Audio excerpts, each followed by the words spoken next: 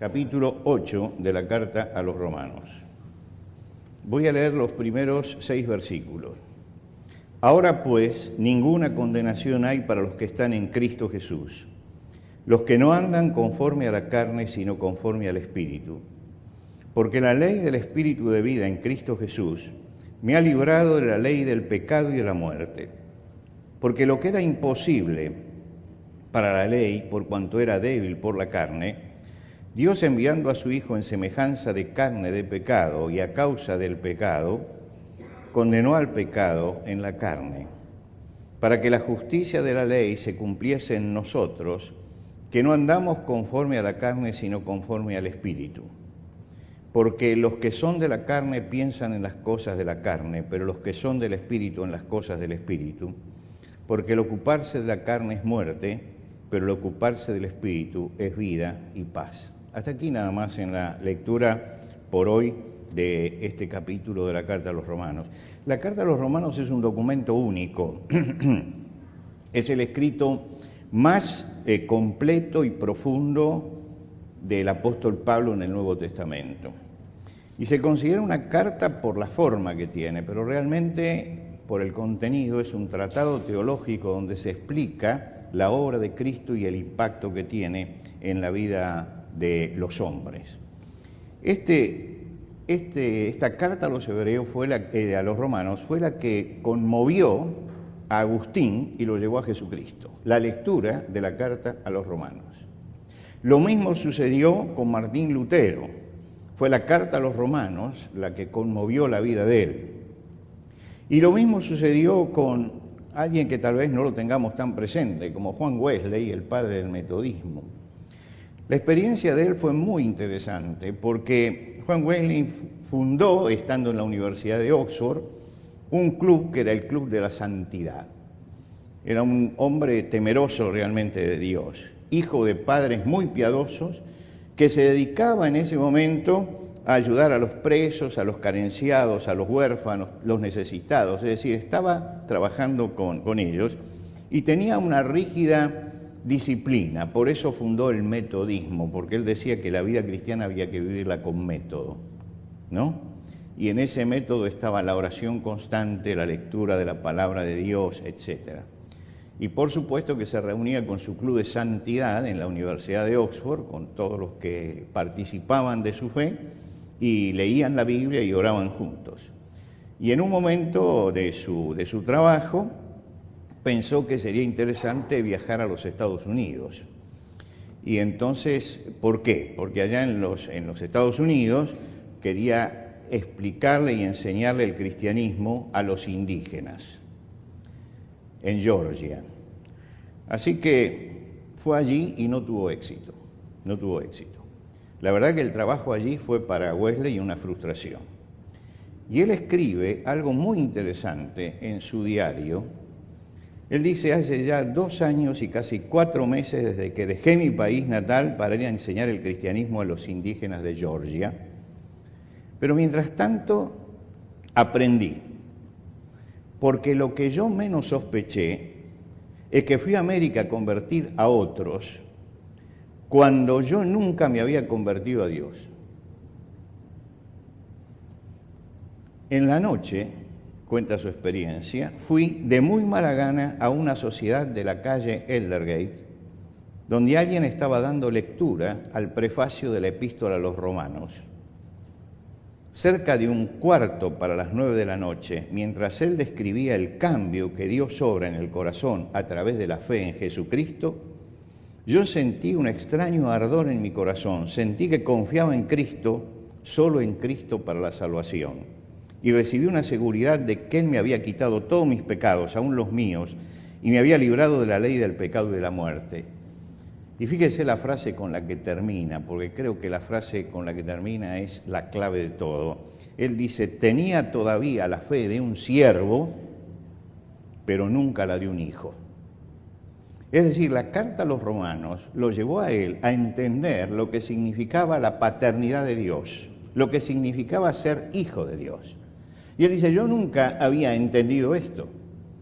Era un siervo, y por supuesto que todos somos siervos de Dios, ¿no? Pero él dice, esta era la única el único perfil que yo sentía en mi fe cristiana, y ahora, leyendo la carta a los romanos y escuchando acerca de la carta a los romanos, descubro que hay algo mucho mayor de lo que yo tenía. Y es notable que a todos les pasó así. Lo mismo pasó a San Agustín, que la carta a los romanos fue la que transformó la vida de un hombre que no solamente había vivido en la disolución, sino que además había participado de diversas doctrinas, la última de ellas el maniqueísmo, había pasado por la astrología, hasta que leyendo la carta a los romanos siente la conmoción de Dios en su vida. Ahora nosotros nos hemos parado en el capítulo 8 de la carta a los romanos. El capítulo 8 de la carta a los romanos es el corazón mismo de la carta. El año pasado hicimos un curso sobre Romanos y llegamos hasta el capítulo 8, porque toda la parte doctrinal culmina en el capítulo 8. Luego empieza una parte dedicada a qué pasa con el Antiguo Testamento y con Israel y la parte práctica. Lo vamos a ver en el mes de julio de este año con el mismo curso. Pero, ¿por qué paramos en el capítulo 8? Porque queda completo el tema de la salvación y de la obra de Cristo cuando llegamos al capítulo 8. Y el capítulo 8 es el capítulo revelador, fundamental para comprender cómo manejar la vida espiritual, cómo superar nuestras contradicciones, que las tenemos todavía, y cómo vivir la plenitud de la vida en Cristo. Por eso yo dije cuando estábamos terminando el otro curso que iba a dedicar un tiempo para detenerme específicamente en este capítulo 8, y hoy quiero comenzar a detenerme en este capítulo para ver lo glorioso que es poder vivir la plenitud de la vida cristiana. Lógicamente que vamos a ir viéndolo por etapas y vamos a ir paso a paso, por eso leímos solamente hoy los 6 primeros versículos, pero vamos a ir avanzando en este capítulo viendo y respondiendo a todas esas preguntas que seguramente tenemos. La carta a los romanos me lleva a mirarme objetivamente. Mirarme objetivamente quiere decir que salgo de mí mismo y me puedo mirar como si fuera otra persona. Usted se mira todos los días al espejo, ¿no es cierto? Usted nunca se vio su nuca en directo. Es decir, hay una parte que no la conocemos en directo, que la conocen los otros. ¿Por qué no conozco eso en directo? Que la miro por reflejo en el espejo. Porque no puedo salir de mí mismo. La carta a los romanos nos lleva a salir de nosotros mismos. Salir y vernos objetivamente. Y nos vemos no como yo quiero verme. Nos vemos como realmente somos. Y esto es lo tremendo de esta carta. Que esta carta nos llama a salir de nosotros mismos, a vernos desde afuera y a analizarnos como ajenos, como si nosotros no perteneciéramos a la raza humana. ¿Qué pasa con estos humanos? Aunque yo formo parte de eso. Comienza la carta, y voy a hacer un breve raconto de lo que habló el apóstol Pablo hasta acá, comienza señalando el pecado del hombre. El pecado tanto en el pagano que está degradado, como en el hombre religioso. Él no deja a nadie afuera. La gran conclusión que él saca es que el hombre es un pecador siempre. No hay justo ni aun uno, no hay quien entienda, no hay quien busque a Dios. Quiere decir que hay algo que es la base de la fe y es vernos como realmente somos. Y cuando nos vemos como realmente somos, nos vemos como pecadores. Nos vemos como nosotros tratamos de disimular todo eso, tratamos de decir, bueno, todos somos pecadores y nos ocultamos en la masa, o tratamos de decir, bueno, pero hay peores que yo, por supuesto que habrá peores, nadie lo niega, pero yo nunca le hago mal a nadie, pero en definitiva lo que hace esto es salir un poco de vos y mirate desde afuera. Y admití que podés estar en el paganismo más extremo y podés estar en la gloria de la religiosidad y sin embargo sos un pecador. Lo primero que dice la carta es eso, no hay justo ni aun uno, no hay quien entienda, no hay quien busque a Dios. El hombre se ha rebelado contra Dios. Y esa rebelión contra Dios es la base de todas nuestras insatisfacciones, de todos nuestros problemas, de todas nuestras angustias y de que el mundo sea lo que sea. Nosotros tratamos de eludir la palabra pecado. Nos parece que la palabra pecado es una palabra antigua, vieja, religiosa únicamente, ¿no es cierto? Entonces tratamos de no tenerla, pero tenemos que hablar constantemente de corrupción. ¿Y la corrupción qué es? La corrupción es el pecado llevado a su máxima potencia, nada más que eso. Eso es la corrupción.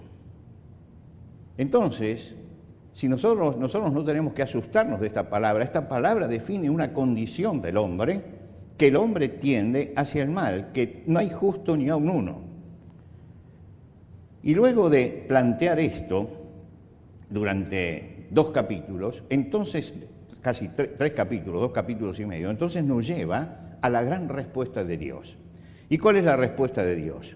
Por cuanto todos pecaron y están destituidos de la gloria de Dios, es decir, el pecado nos separó de Dios.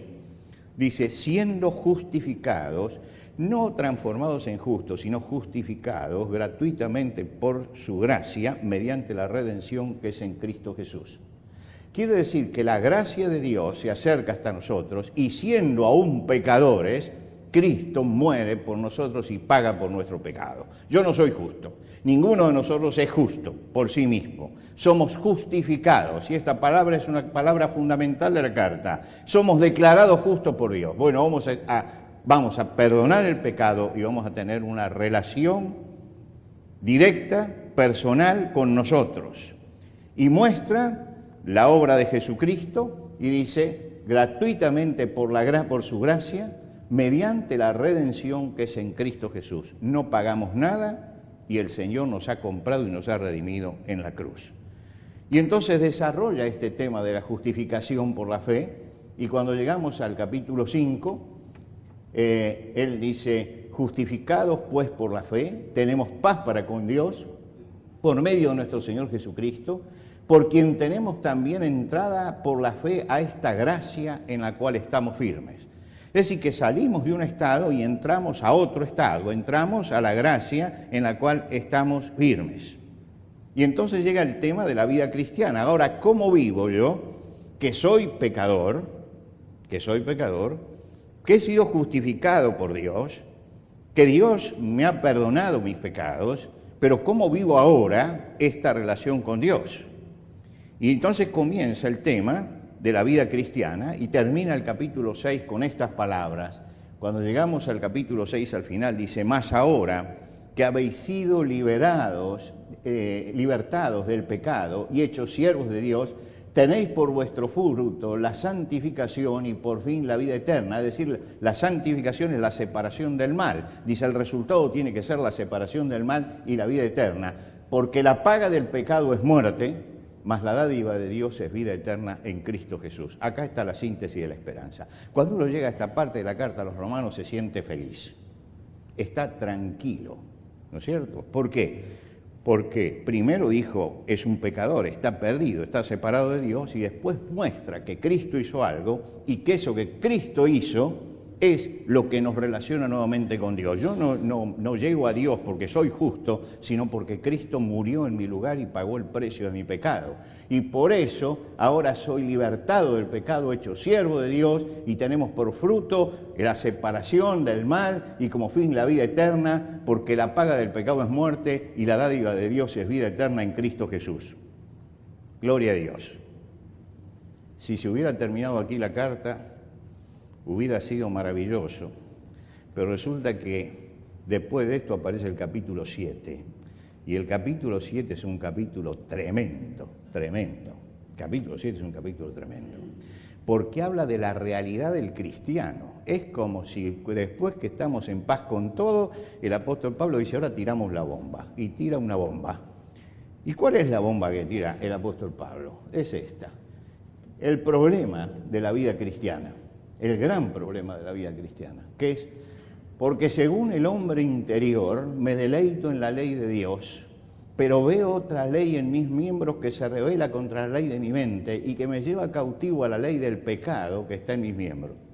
Esta es la contradicción de la vida cristiana, ¿no? Yo creo y me gusta y estoy hoy leyendo la palabra de Dios y digo, qué maravilloso lo que Dios ha hecho, pero después mañana yo tengo que vivir esto y ahí empieza la contradicción, ¿no es cierto? El problema, encuentro con que yo apruebo la ley de Dios, pero encuentro que hay impulsos que hay dentro mío, que hay otra ley en mis miembros que me lleva, como dice ahí, que se revela contra la ley de mi mente y que me lleva cautivo a la ley del pecado que está en mis miembros. Y desarrolla en este capítulo 7 esa bomba y uno dice, tan tranquilo que estaba cuando terminé el capítulo 6 y resulta que viene en el capítulo 7 y me dice, ahora tenés una tremenda contradicción. Es una tremenda lucha. ¿Y cómo termina el capítulo 7? Termina en una forma tremenda. Dice, miserable de mí, ¿quién me librará de este cuerpo de muerte? Es decir, ¿cuándo podré terminar con esta lucha que tengo? Es decir, que hace todo el proceso y cuando me deja tranquilo al final, me dice, pero esta es la realidad de la vida cristiana. ¿Qué dije yo al principio? Nos hace salir y nos dice, ahora te voy a mostrar cómo sos. Y cuando nosotros miramos nuestra vida, nos damos cuenta que aprobamos la ley de Dios y que decimos, esto es lo que hay que hacer, pero que nos cuesta vivir la vida cristiana. La lucha esta. Él plantea una lucha que es normal en el cristiano. La lucha entre ver una ley por un lado y ver una tendencia que nosotros tenemos por otro lado. Muchos cristianos llegan a este estado y miran perplejos lo que Dios manda, entienden lo que deben hacer, se proponen hacerlo, pero no pueden. No pueden. Se esfuerzan, pero no pueden. No pueden contra eso. En el capítulo 8 se da la respuesta. En el capítulo 8 es donde el apóstol va a decir, bueno, ¿cómo hay que manejar esto? Y va a explicar cómo tengo que manejar mi vida cristiana. Y entonces aparece el gran protagonista del capítulo 8, que hasta ese momento no apareció. Hasta ese momento solamente se mencionó 3 veces al Espíritu Santo, 3 veces. En este capítulo se lo menciona 19 veces. Quiere decir que ahora, después de haber recorrido todo lo otro y el Espíritu Santo aparece simplemente 2 o 3 veces retóricamente, ahora entra con fuerza la persona del Espíritu Santo. Usted fíjese que nosotros oramos a Dios el Padre, conocemos al Hijo, pero muy pocas veces nos encargamos de detenernos en qué significa Dios el Espíritu Santo. ¿Qué es esto? En el pasaje que nosotros leímos, en 6 versículos, apareció 6 veces el nombre del Espíritu Santo. Quiero decir que la vida cristiana no puede deslizarse bien si uno no tiene bien claro cuál es la obra que el Espíritu Santo tiene que hacer en nuestra vida. Recordemos un poco para atrás que el Señor Jesucristo, justo cuando estaba por ir a la cruz y estaba en la cena con los discípulos, Él habló bastante acerca de la venida del Espíritu Santo, como nunca lo había hecho hasta ese momento. En ese momento, Él dijo, yo rogaré al Padre y os dará otro Consolador para que esté con vosotros para siempre, el Espíritu de verdad al cual el mundo no puede recibir porque no le ve ni le conoce, pero vosotros le conocéis porque mora en vosotros y porque mora con vosotros y estará en vosotros. No os dejaré huérfanos, vendré a vosotros. Ahora, fíjense, dice, está con vosotros. Ellos estuvieron y el Espíritu Santo estuvo con ellos trabajando. Cuando ellos salieron a predicar, se asombraban de los resultados que tenían y le contaban a Jesús asombrados esto.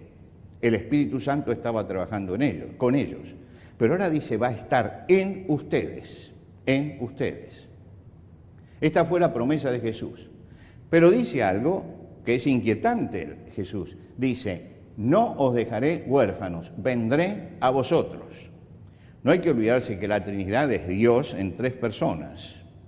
Nosotros no podemos concebir esto porque nuestra mente es una mente típicamente griega que pone así las cosas separadas.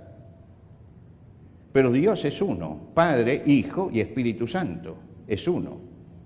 Y ese Dios Padre, Hijo, Espíritu Santo se manifiesta en la primera parte de la Biblia, en el Antiguo Testamento, como Dios el Padre, el Jehová del Antiguo Testamento, el que era, el que es y el que será, el eterno Dios, se manifiesta como el Hijo en Jesucristo, donde Dios se hace hombre, y se manifiesta como el Espíritu Santo en nosotros.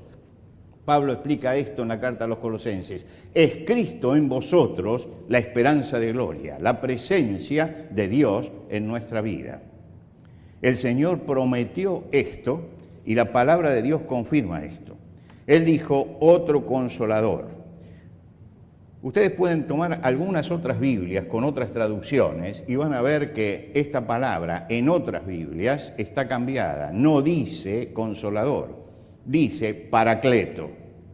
La palabra paracleto es la palabra griega que utiliza Jesús en ese momento y que no tiene una traducción para nuestro idioma.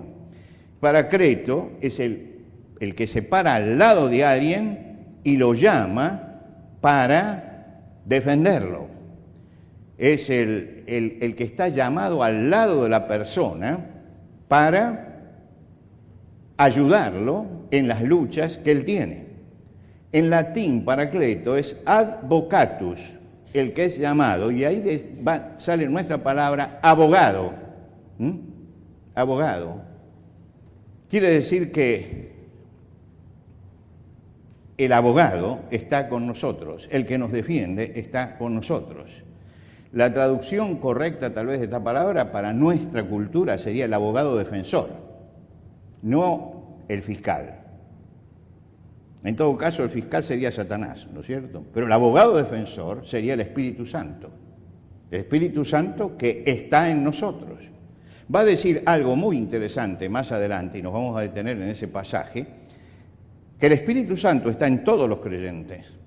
Y dice, el que no tiene el Espíritu Santo no es de Cristo, no es de Cristo. Si alguien es cristiano, se ha acercado a Cristo y ha confesado sus pecados a Él, empieza una nueva vida, el Espíritu Santo viene y sella inmediatamente a esa persona. Quiere decir que todos nosotros tenemos al Espíritu Santo, está en nosotros. Y como dijo Jesús, dice, está con ustedes, pero estará en ustedes. Los hombres del Antiguo Testamento conocían lo que era la presencia del Espíritu Santo, la conocían. Pero el Espíritu Santo venía de pronto, tomaba a alguien, en el caso de Sansón le daba fuerza, en otros casos era distinto, pero bueno, les daba sabiduría, el Espíritu Santo venía, los tomaba y los dejaba después. Recordemos que ora David en uno de los salmos diciendo, no quites de mí tu Santo Espíritu, no quites de mí tu Santo Espíritu. Esta es una oración que el cristiano no puede hacer nunca. ¿Y por qué no la puede hacer? Porque la palabra de Dios dice, fuimos sellados con el Espíritu Santo de la promesa hasta la redención de la posesión que Dios adquirió. Quiere decir que el Espíritu Santo nos sella para la eternidad. El Espíritu Santo está en nosotros y el Espíritu Santo está para favorecer, para defender, para animar, para orientar. Por eso Jesús utiliza el término otro consolador. No os dejaré huérfanos, vendré a vosotros. Y cuando el Señor estuvo con los suyos, los acompañaba, y cuando venían los fariseos se acusaban y el Señor salía y los paraba. Esta obra es la que hace hoy el Espíritu Santo. Entonces, el Espíritu Santo está trabajando en nosotros y con nosotros, pero sobre todo en nosotros. Es interesante ver esta obra mancomunada de Cristo y el Espíritu Santo cuando lo vemos en la carta a los Corintios. El apóstol Pablo está escribiendo en la carta a los Corintios y dice, antes bien, como está escrito, cosas que ojo no vio, ni oído oyó, ni ha subido a corazón de hombre, son las que Dios ha preparado para los que le aman. Pero Dios las reveló a nosotros por el Espíritu, porque el Espíritu todo lo escudriña, aún lo profundo de Dios. Quiere decir que yo tengo al Espíritu Santo que me mostró todas esas cosas. Cuando sigue el apóstol Pablo hablando, dice, pero el hombre natural no percibe las cosas que son del Espíritu de Dios, porque para él son locura, y no las puede entender porque se han de discernir espiritualmente. En cambio, el espiritual juzga todas las cosas, pero él no es juzgado de nadie, porque ¿quién conoció la mente del Señor? ¿Quién la instruirá? Mas nosotros tenemos la mente de Cristo. Y cuando unimos, pero Dios nos la reveló a nosotros por el Espíritu, dice, más nosotros tenemos la mente de Cristo, es la presencia del Espíritu de Cristo, del Espíritu Santo que está en nosotros y que muchas veces se lo llama en la palabra de Dios el Espíritu de Cristo. Quiere decir que nosotros cumplimos esto que dice el apóstol Pablo en la carta a los Colosenses, Cristo en nosotros, la esperanza de gloria. Cuando nos entregamos al Señor, el Espíritu Santo comienza a actuar. ¿Sobre qué parte de nuestra vida actúa el Espíritu Santo?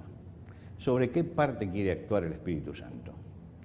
El Espíritu Santo empieza actuando sobre nuestra mente, sobre nuestra forma de pensar. Empieza a trabajar ahí. El Espíritu Santo empieza a trabajar sobre la forma en que nosotros pensamos. Si usted lo quiere poner en términos modernos, todos nosotros tenemos un disco duro en la cabeza, el Espíritu Santo empieza a formatear el disco duro. Hay que cambiar muchas cosas. Y empieza a trabajar el Espíritu Santo para cambiar una cantidad de cosas que hay dentro de nuestra cabeza y de nuestra forma de pensar. Y vamos cambiando nuestra forma de pensar hasta que llegamos a pensar como Cristo pensó. Es decir, cuando yo empiezo a ver las cosas como el Señor las ve, y cuando empiezo a analizar las cosas como Él las analiza. Pero lógicamente que no basta con comprender las cosas. Es lo que dice Pablo en el capítulo 7. Yo las comprendo, yo las entiendo. Hay que vivir la dinámica de la vida espiritual. Es decir, tengo que entrar en la dinámica de la vida espiritual. Tengo que eso que en mi mente empieza a cambiar, lo tengo que llevar después a la vida. La ley de Dios me mostró mi condición de pecador. Yo leo los 10 mandamientos y me parece que son irrealizables para el hombre, pero trato de hacerlos. Pero el libro de Levítico y la carta a los Romanos también dice, el hombre que haga estas cosas vivirá por ellas. Y yo digo, pero yo no puedo cumplir todo esto, no puedo cumplirlo, es demasiado para mí. Entonces descubro esa incapacidad y la ley de Dios viene y me condena. Ahora, cuando yo llego a Cristo, pasa algo que es lo que relata el versículo primero que hemos leído. Ahora pues, ninguna condenación hay para los que están en Cristo Jesús. Ninguna condenación hay. Lo que hemos salido de la condenación. Ya usted recibió a Cristo, sí, no va a ser condenado. Ninguna condenación hay para los que están en Cristo, porque nos hemos situado en Cristo. ¿Por qué? Porque entre otra esfera hemos leído, porque la ley del Espíritu de vida en Cristo Jesús me ha librado de la ley del pecado y de la muerte. Entré en una esfera distinta. Ahora, la ley viene con todo su peso y si usted no ha cumplido la ley, debe morir, porque la paga del pecado es muerte. Y yo digo, sí, es verdad. Ya Cristo murió en mi lugar. Yo estoy en Él. Entonces yo he muerto en Cristo. La muerte de Cristo es la muerte expiatoria por mí. Y lo que dice Pablo a los Gálatas, y lo que ahora vivo, lo vivo en la fe del Hijo de Dios, el cual me amó y se entregó a sí mismo por mí. Ahí viene el gran cambio de la vida. La vida cambia, somos salvos. Y entonces dice, no andamos conforme a la carne, sino conforme al Espíritu. Ahora, ¿qué es esto de la carne? Que lo repite el apóstol Pablo tanto. Muchos creen que es el cuerpo. Si usted toma la palabra carne como cuerpo aquí, va a caer en la doctrina platónica. La doctrina platónica que dice que el cuerpo es la parte mala del hombre, mientras que el alma es la parte buena. Esta es una herejía. El hombre es un ser total. El ser es cuerpo, alma, espíritu. Cuando el apóstol Pablo habla de carne, es un concepto teológico, habla de la naturaleza caída del hombre. La naturaleza caída es lo que yo tengo naturalmente, lo que traje desde Adán, la naturaleza del pecado. Esto es la carne. Cuando se habla de la carne en la carta a los Romanos, se habla de esa condición que tengo naturalmente de hacer lo contrario de lo que Dios quiere de mi vida. En Romanos 7 dice, y yo sé que en mí, esto es en mi carne, no mora el bien, Porque el querer el bien en mí no está, el querer el bien está en mí, pero no el hacerlo. Esta es la naturaleza de la carne. El hombre en la carne nunca, el hombre natural puede adquirir cultura, urbanidad, religiosidad, ser un filántropo, tener una serie de principios de vida, etcétera, pero su naturaleza es ajena a Dios y ajena a la vida del espíritu. Olvídese, nosotros podemos maquillar al hombre espiritual, al hombre natural, lo podemos maquillar, pero en el fondo seguimos siendo pecadores, porque los designios de la carne son enemistad con Dios y la naturaleza del hombre se rebela contra las leyes de Dios y contra los principios de Dios. La carne mostró su impotencia, ya en el capítulo 7 demostró que el hombre que se esfuerza por vivir como cristiano no va a lograrlo, no va a lograrlo.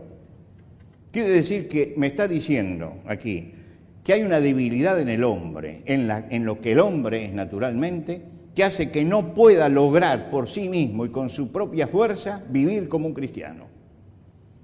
Si yo quiero vivir como cristiano en las fuerzas mías, en las fuerzas humanas, estoy condenado al fracaso.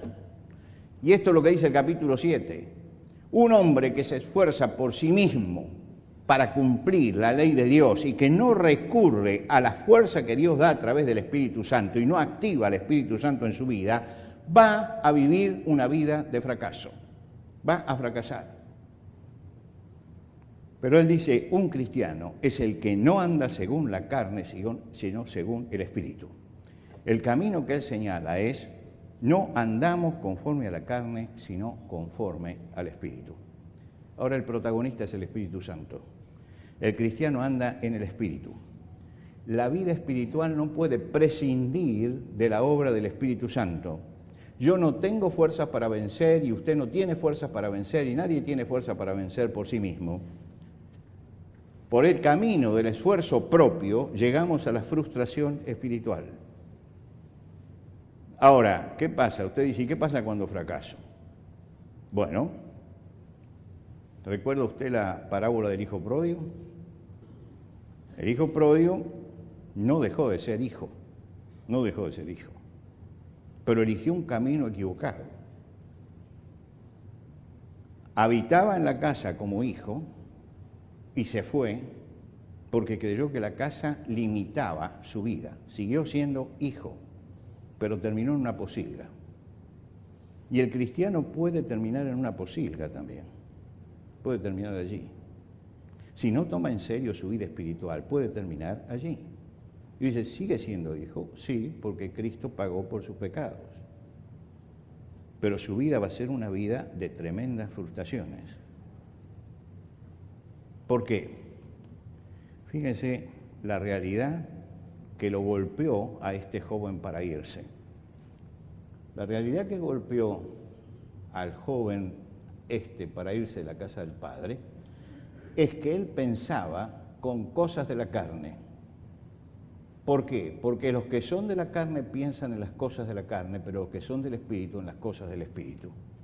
Es decir, él empezó a pensar, mirando hacia afuera, que la realidad que le ofrecía estar fuera de la casa del Padre era mejor que estar dentro de la casa del Padre.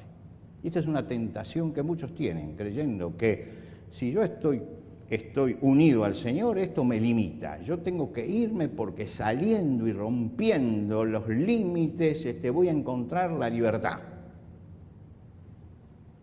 Ahí es cuando la carne piensa en los deseos de la carne. La vieja naturaleza piensa como la vieja naturaleza y empieza a romper cosas.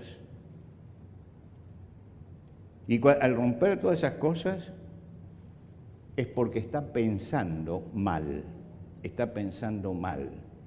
¿Por qué se fue el joven? Porque pensó mal, porque pensó con la carne y no con el espíritu, porque pensó el viejo hombre y no pensó el hombre espiritual. Y al pensar, los que son de la carne piensan las cosas de la carne, él es un hombre que no supo vencer su carne, y como no la supo vencer por el Espíritu de Dios, entonces pensaba en la carne. Y pensando en la carne empieza a ver que hay un horizonte más grande fuera de Dios. Y llegó a la posilga. ¿Y qué pasó cuando llegó a la posilga? Que tuvo que pensar en una forma diferente, volviendo en sí.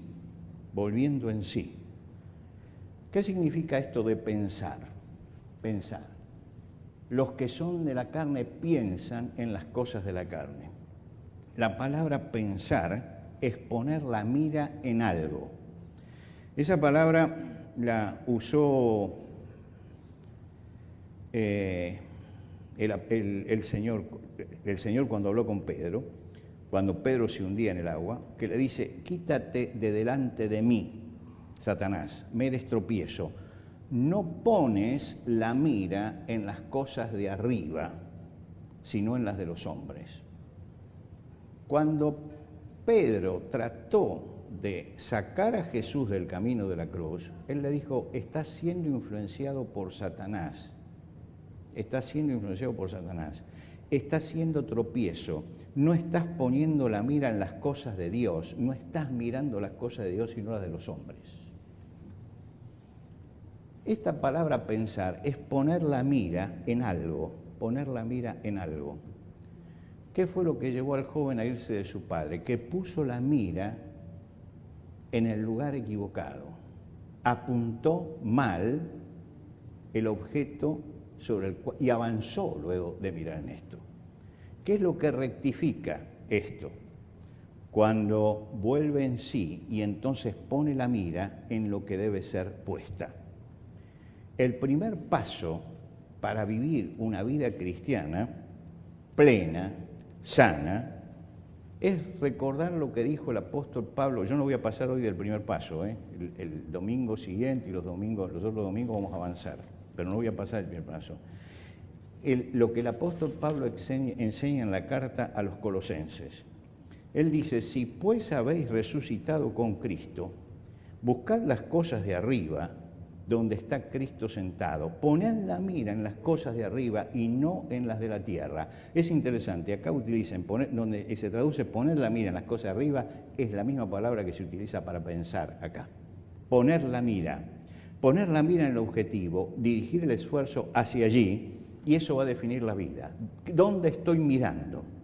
¿Dónde estoy mirando? La acción que venga detrás tiene que ver con la mirada que yo tengo. Yo estoy mirando las cosas de abajo y me deslumbro con las cosas de abajo y me terminan destruyendo las cosas de abajo. Pero si yo miro las cosas de arriba y miro las cosas eternas, si mi mente va hacia allí y si pongo las miras allí, y esta es una decisión absolutamente personal, empiezo a activar la presencia del Espíritu Santo en mí.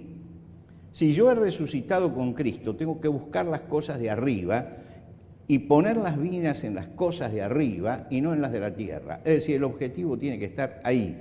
Para mantener esa orientación, yo tengo que hacer cosas, y las cosas que tengo que hacer es que voy a abandonar lo que me molesta porque no me permite poner los ojos en las cosas de arriba. Usted sabe que hay un montón de impedimentos que aparecen en la vida cristiana para que yo no mire donde tengo que mirar y para que yo desvíe la vista de eso. Y acá es donde yo tengo que actuar y tengo que sacar esas influencias negativas y tengo que alejarme de las influencias negativas y tengo que ponerle límite a las influencias negativas porque me van a llevar mal. Y esto es fundamental, en la vida cristiana esto es fundamental. Tomemos un caso extremo, el caso del drogadependiente, ¿no es cierto?, el que está en la droga. Lo primero que tenemos que saber es que nadie puede salir de la droga si no quiere salir. Que la voluntad de él es fundamental, que él tome la decisión de decir: soy impotente, pero realmente esto me hace mal. No va a salir con la fuerza propia, pero tiene que admitir que eso está mal y pone el objetivo de abandonarla, pero entonces tiene que empezar a alejarse de las amistades, alejarse de los lugares que tenía, de todo lo que le incite a la droga, tiene que alejarse de eso. Tiene que dejar los amigos que lo llevaban a la droga, el lugar que él visitaba donde conseguía droga. Tiene que alejarse de todo eso, porque si él mantiene el contacto con eso, todo lo que se propone, no lo va a lograr.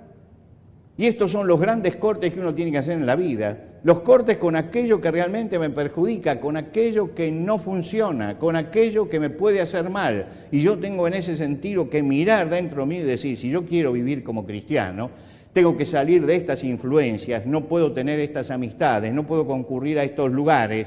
Es decir, asumir que la vida cristiana es salir de las influencias negativas también, salir de las influencias negativas. Y por otro lado usted dice, pero entonces se queda solo. No, tiene que empezar a rodearse de gente sana, frecuentar los lugares que lo benefician y salir de la zona de peligro, en definitiva. Y encontrar una zona en la vida donde pueda vivir en una forma diferente. Muchas veces somos arrastrados por la sociedad y arrastrados por los amigos y arrastrados por las costumbres y arrastrados por las modas y terminan destruyendo nuestra vida espiritual. Entonces yo digo, pero yo quiero salir y ser un cristiano verdadero, pero si sigo estando bajo esa influencia permanentemente, esa influencia empieza a mellar nuestra vida. El hijo pródigo reflexionó a tiempo, y reflexionó a tiempo y dijo, yo no puedo estar en este lugar bajo la influencia de la provincia apartada, porque la provincia apartada tiene luces, pero tiene después oscuridad. Y tengo que saber cortar a tiempo con eso. Y llega un momento en que él reacciona y dice, ¿qué estoy haciendo acá? Voy a volver a mi padre y tengo que reencauzar mi vida. El hijo pródigo reflexiona a tiempo acerca de cómo manejar su vida espiritual. Y una de las cosas que tenemos que pensar, primer paso, ¿no?, para vencer en todo esto, es que hay que pensar, poner la mira en las cosas de arriba y no en las de abajo.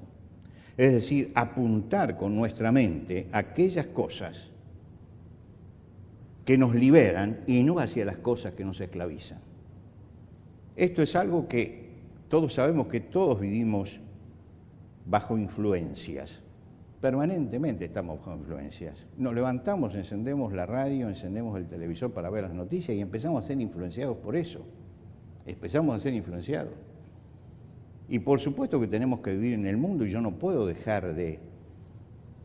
Pero no dejo que todo eso que me empiece a influenciar, porque después salgo a la calle y estoy influenciado por la sociedad la que me rodea y en mi trabajo tengo una cantidad de influencias. Vivimos permanentemente influenciados. Pero tenemos que saber cortar esas influencias que son malas. Cortar una conversación cuando la conversación me hace mal. Cuando una conversación me hace mal, aprender a cortar. Mire, yo no quiero saber eso, no me interesa conversar de eso, no me interesa hablar de eso. No me interesa tener por amigo a fulano de tal. No me interesa. Y hay que tener la capacidad de hacerlo, de tomar esas medidas, porque eso es lo que nos corresponde a nosotros. Después Dios hará el resto, pero eso me corresponde a mí hacerlo, cortar con eso. Yo esta semana que pasó, tengo un amigo y tuve que decirle, punto, si aparece este amigo suyo acá, yo no estoy. Y apareció, me levanté y me fui. ¿Por qué? Porque es una pésima influencia. Es una pésima influencia. Ahora usted dice, pero usted tiene... Sí, yo soy pastor y tengo años de cristiano, pero me cuido, porque todos somos vulnerables, todos, yo también soy vulnerable. No interesa los años que usted tenga, todos somos vulnerables. Y todos tenemos que saber decir no a ciertas cosas. Y saber limitar ciertas cosas y decir, bueno, ¿con qué voy a reemplazar este amigo que me está llevando a la droga? Lo voy a reemplazar con otro que me enseñe otra cosa totalmente diferente, con otro. ¿Y por qué voy a dejar este ambiente? Porque este ambiente me ha hecho mal y tengo que ir a otro ambiente que sea un ambiente positivo. Esto es la primera medida que tenemos que tener, poner la mira en algo, porque si no el Espíritu Santo no puede trabajar. Nosotros somos los que neutralizamos la obra que el Espíritu Santo quiere hacer en nosotros, y la neutralizamos justamente con esas malas elecciones y ese mal apuntar la vista. Resulta que lo hacemos porque creemos que somos liberales, que somos amplios, que nosotros somos transgresores. Cuidado, porque las transgresiones son pecados. Porque las transgresiones no llevan a nada, porque las transgresiones destruyen. Y entonces acá está diciendo, pongan la mira donde deben pensar. Si son espirituales, piensen, pongan la mira en las cosas espirituales. El hijo pródigo reflexionó, abandonó los cerdos, abandonó la posilga, porque no puedo quedarme en la posilga y ser hijo de mi padre. Porque los beneficios de la casa del padre no los voy a tener nunca en la posilga. Y ese es el razonamiento que tengo que hacer. El Espíritu Santo comienza a hacer un cambio en su vida cuando él admite que la presión que el Espíritu Santo está ejerciendo, diciéndole está fracasando, él escucha esa voz y reacciona frente a eso. Cuando yo soy de Cristo, detecto fácilmente las cosas que me hacen mal, las detecto, pero no basta con detectarlas, después tengo que cortarlas, porque tengo que mirar para otro lado, tengo que poner las miras en las cosas de arriba y no en las de la tierra. Y hasta que no apunte donde debo apuntar, hasta que mi pensamiento no esté dirigido donde debe estar dirigido, mi vida cristiana va a ir fracasando. Tengo que aprender a poner mi pensamiento allí. Hay que acordarse, nadie puede tener bendición de Dios en la posilga. Si yo me fui hasta el chiquero, allí no me va a alcanzar la bendición de Dios. La bendición de Dios está cuando yo dejo de pensar en el chiquero y empiezo a mirar las cosas de arriba. Este es el primer paso. Por supuesto que el capítulo sigue, pero creo que con esto podemos esta semana ya hacer un ejercicio espiritual delante de Dios. Nos vamos a poner de pie.